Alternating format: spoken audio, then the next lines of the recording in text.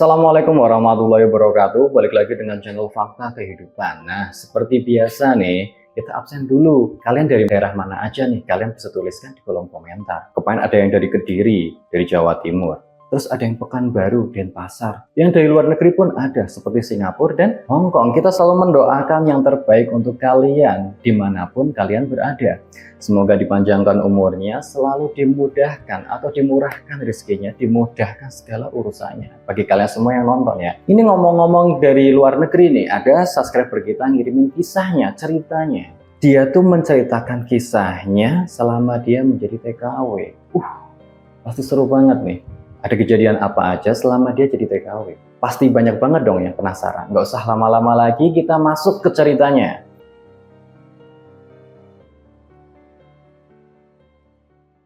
Nah, seperti biasa, nama dan tempat kita samarkan untuk kepentingan bersama ya. Ini tuh mengisahkan seorang wanita yang sebelum dia jadi TKW, dia itu menjalani kehidupannya normal seperti wanita-wanita pada umumnya. Dia tuh punya keluarga, sebut saja wanita ini tuh namanya Yuliana atau sering disebut namanya Yuli. Nah, Yuli itu adalah seorang ibu rumah tangga atau seorang istri yang baik. Dia itu menjadi sosok istri yang baik dan menjadi sosok ibu yang baik pula. Dia tuh diberkati seorang anak laki-laki. Ya kurang lebih umurnya sebentar lagi mau menginjak masuk sekolah dasar. Hubungan keluarganya itu sangat harmonis. Yuliana itu atau Yuli itu selalu berperan menjadi ibu yang baik. Dia itu nggak mau mengecewakan anaknya ataupun suaminya. Selalu melakukan hal-hal yang ia bisa. Yuliana itu atau Yuli itu memiliki seorang suami. Dia itu bekerja di sebuah perusahaan. Setiap paginya Yuliana itu membuat sarapan atau membuat sarapan untuk suaminya itu kalau ia mau bekerja.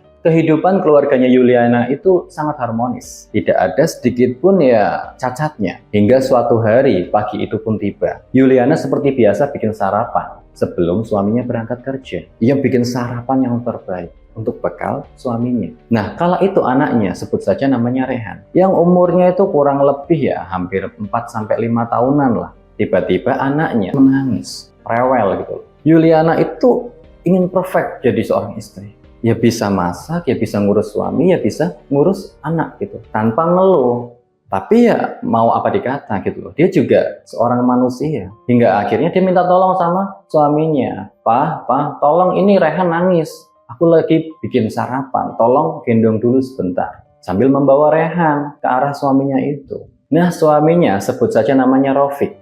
Nah, si Rafiq ini tuh mukanya tuh agak masam. Dia tuh udah mau berangkat kerja, itu udah pakaiannya udah rapi, masa harus gendong anaknya itu. Nanti bajunya lecek lagi gimana gitu kan, pikirannya dia kayak gitu. Tapi kan dia itu anaknya gitu. Ya istrinya ngasih aja ke suaminya itu Rafiq. Ya Rafiq menerima tapi mukanya sedikit agak masam. Rafiq bilang, "Ma, bentar lagi aku mau berangkat. Aku hari ini juga mau meeting keluar kota. Tolong siapin barang-barang aku seperti baju-baju dan perlengkapan lainnya."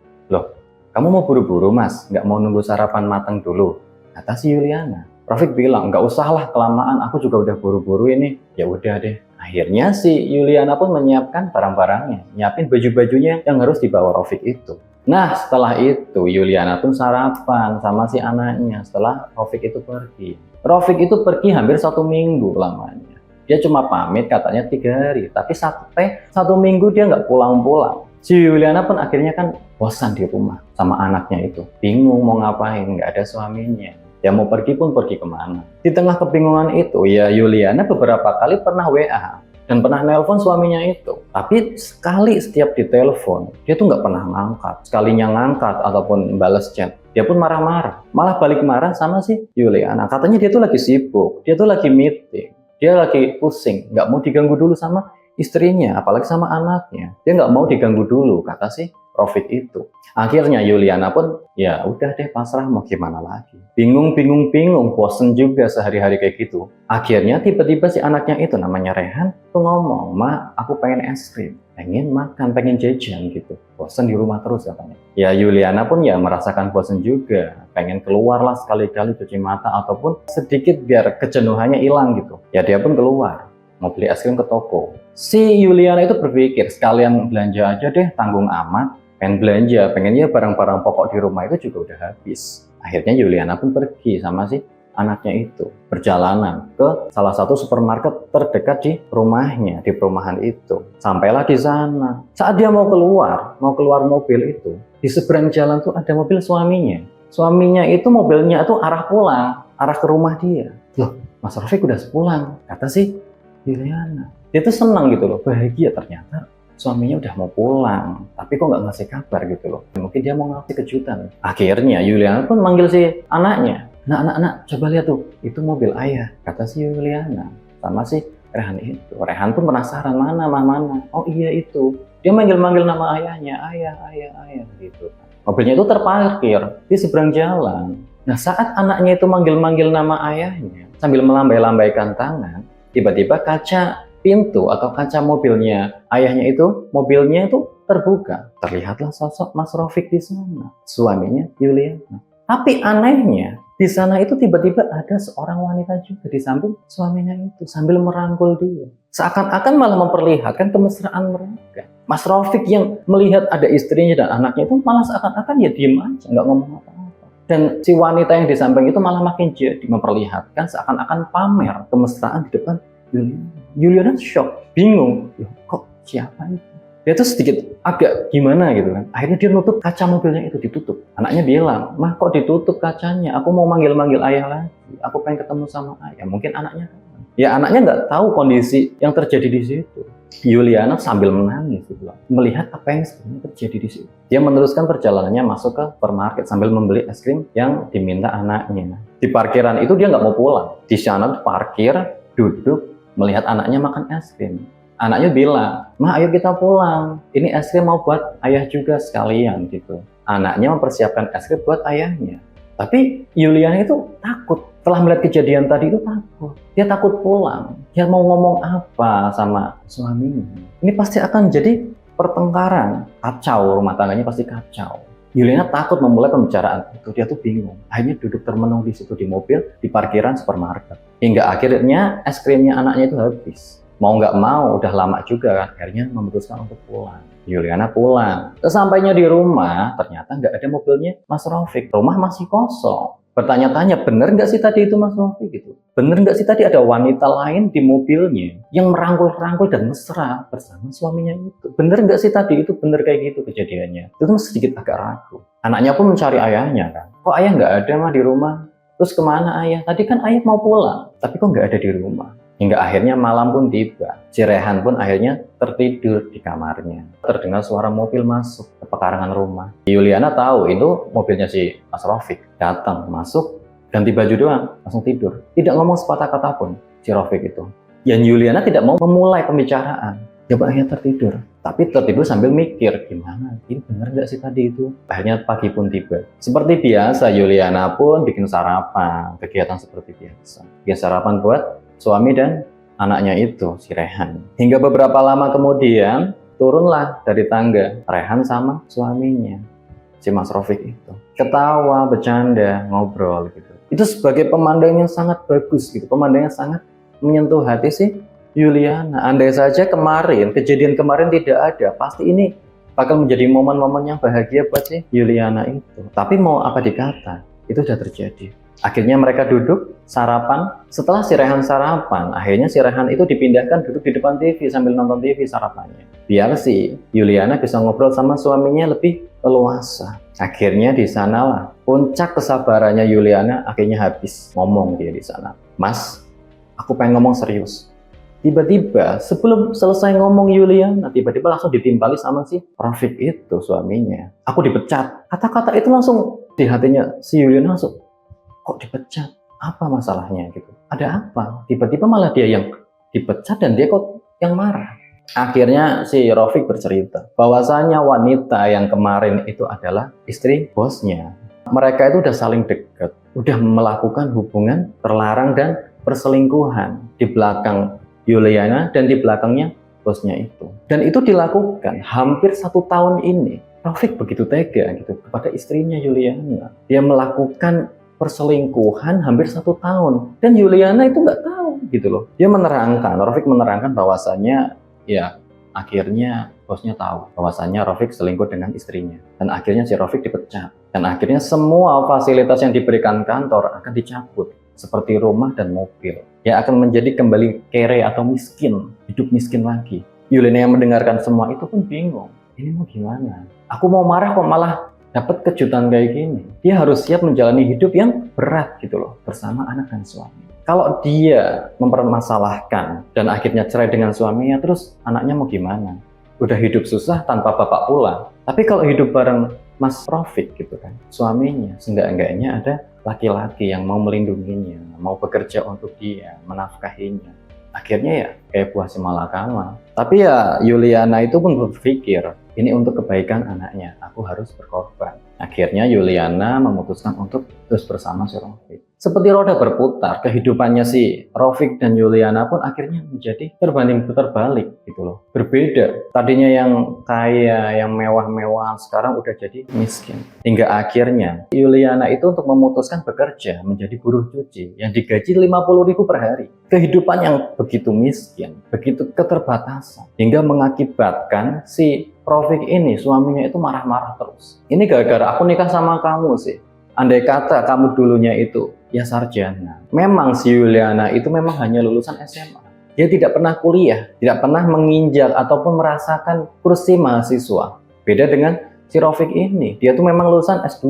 Dia tuh mengungkit-ungkit masalah dulu. Andai saja dia tuh menikah dengan orang yang lebih pintar atau lebih memiliki pendidikan yang tinggi, pasti kehidupannya tidak seperti ini. Andai kata dia dipecat, dia masih bisa kerja yang lain gitu loh. Istrinya masih bisa bekerja. Tapi ya ini Yuliana tidak pernah merasakan bangku perkuliahan. Dia cuma jadi buruh cuci aja. Yuliana dimarah-marahin sama si Rafiq ini. Dia tuh udah jadi suami nggak benar, malah marah-marah. Ini bukan contoh suami yang bagus sekali. Pokoknya dia tuh protes kenapa kehidupannya seperti ini. Yuliana yang bingung pun hanya bisa menangis, meratapi nasibnya ini. Dia tuh menyadari memangsanya ya aku memang lulusan SMA. Mau gimana lagi?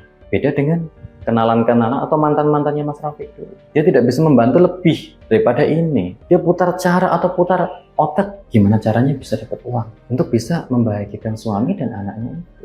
Nah, dia tuh kan hidup di kampung nih. Setelah dia menjadi miskin ini atau setelah rumahnya disita atau ditarik lagi sama perusahaan, si Rafiq sama si Yuliana itu kan pulang ke kampung gitu loh. Dia tuh di sana ngontrak. Nah, di kampungnya itu terkenal bahwasannya ya ada beberapa warga di sana itu pergi ke luar negeri jadi TKW. Nah, di sana tuh pulang tuh uangnya banyak. Ada yang di Arab Saudi, di Hong Kong, terus di mana lagi banyak. Di Taiwan. Si Yuliana berpikir, kalau saya bekerja jadi TKW bagaimana? Uangnya pasti banyak. Bisa membahagiakan anak dan suami aku. Bisa bikin usaha di sini. Ya setahun 2 tahun lah. Aku bekerja, nanti uangnya dikumpulin, bikin usaha, akhirnya bisa hidup bersama lagi. Pikirannya Yuliana begitu. Nah, ini pun diutarakan sama suaminya. Dia tuh ngomong, Mas, kalau aku jadi TKW gimana? Kamu yang ngurus anak di sini, ngurus si Rehan. Oh ya udah nggak apa-apa, kamu kerja aja. Biar Rehan itu jadi urusan aku. Kamu kerja aja di sana, cari uang yang banyak. Nanti kalau udah uangnya terkumpul banyak, kita bikin usaha, terus kamu boleh pulang. Kita bisa hidup bersama lagi. Kata si suaminya itu, Rafiq itu. Ya udah, akhirnya berangkatlah Yuliana ke bandara, diantar sama anaknya sama suaminya itu. Ya walaupun suaminya memang kasar dan nggak pernah ngasih perhatian kayak dulu lagi sama Yuliana, tapi Yuliana itu ya kayak sedih akan jauh dari suami dan anak. Dia meneteskan air mata. Yuliana pun berangkat, dilepaskan oleh anak dan suaminya itu. Berangkatlah dia jadi TKW.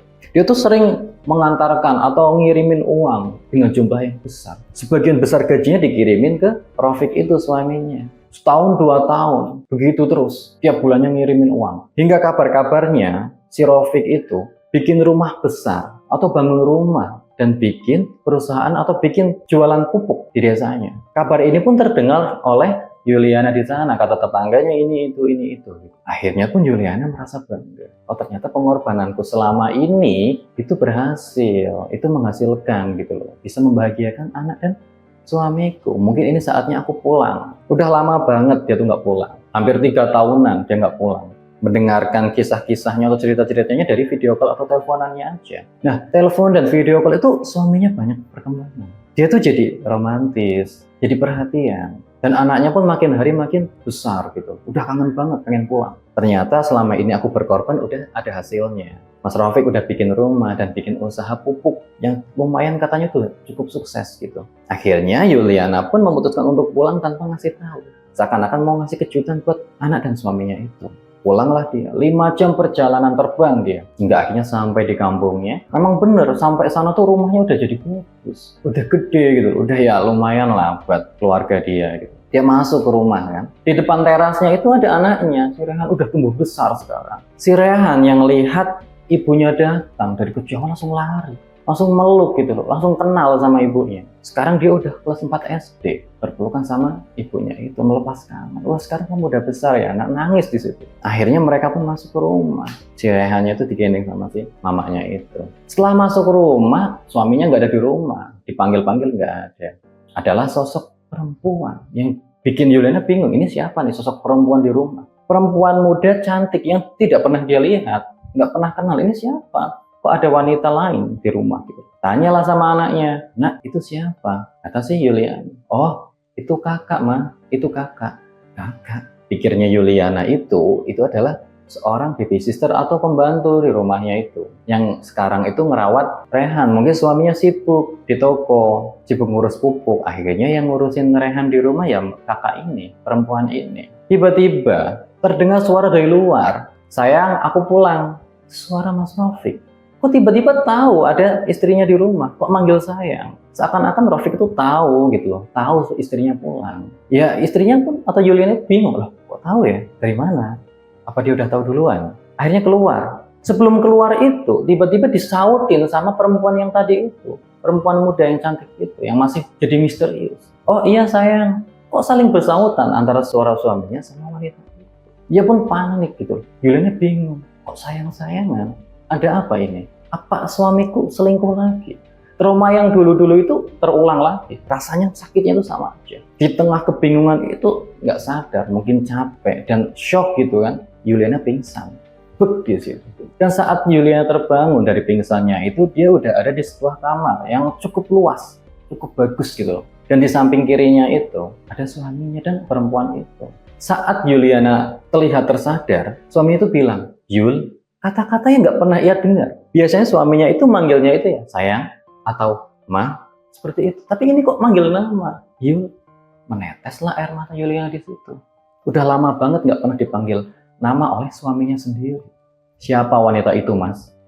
Tanya Yuliana. Aku pacarnya Mas Rafiq. Kata wanita itu dengan tidak sopannya. Yuliana menangis di situ, meneteskan air mata.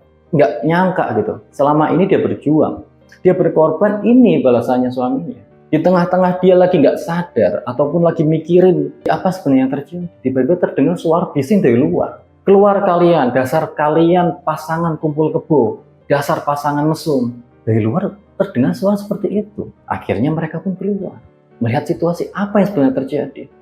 Warga itu pada marah. Rafiq dan wanita itu tuh pasangan mesum, kumpul kebo, tidak ada status, malah hidup bareng. Dan Rafiq pun dituduh bahwasannya pupuk yang selama ini ia jual itu pupuk rusak atau pupuk busuk, yang bikin tanaman-tanaman warga ini pada rusak semua, pada mati. Akhirnya si Rafiq tuh di demo besar-besaran di sana. Di tengah kepanikan ini, Yuliana tuh bingung di mana anaknya. Akhirnya melihat anaknya itu digendeng seorang ibu-ibu di kerumunan itu. Akhirnya Yuliana mendekati anaknya. Rafiq dilaporkan ke polisi sama si wanita itu. Yuliana akhirnya tanya, ada apa ini sebenarnya?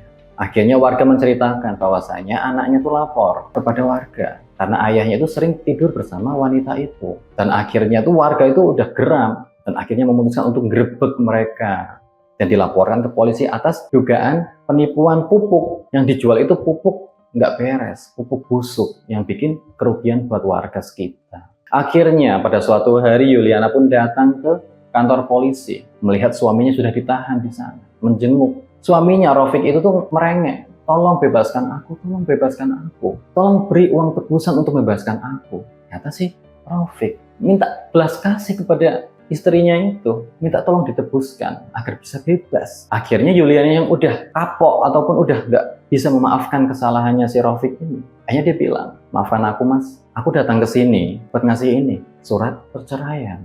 Si Rafiq digugat cerai oleh istrinya. Dia menarik semua harta yang udah diberikan atau uangnya si Yuliana selama ia bekerja jadi TKW itu ditarik semua. Dan akhirnya si Rafiq itu pun jatuh miskin. Sewaktu dia bebas nanti, kelak dia tuh nggak tahu harus pulang kemana karena rumahnya udah diatasnamakan si Yuliana itu. Tuh, akhirnya Yuliana menjual semua aset-asetnya, menjual rumah ataupun ladang dan tokonya itu. Dijual semua. Yuliana dan anaknya Rehan akhirnya pindah ke luar negeri. Memulai hidup baru lagi Yuliana dan anaknya. Nah, begitulah kisahnya Yuliana, seorang TKW yang menceritakan kisahnya kepada kita. Nah, semoga kita semua bisa mendapatkan atau mengambil nilai-nilai hidup dan hikmah yang bisa kita buat contoh untuk kehidupan kita. Nah, bagi kalian yang punya kritik dan saran, bisa tuliskan di kolom komentar. Nah, kalian juga yang mau ngirimin cerita atau kisah-kisah kalian kepada kami, kalian bisa kirimin cerita kalian lewat WA atau Instagram di bawah ini. Nah, cukup sekian dari saya. Tunggu video-video berikutnya. Wassalamualaikum warahmatullahi wabarakatuh.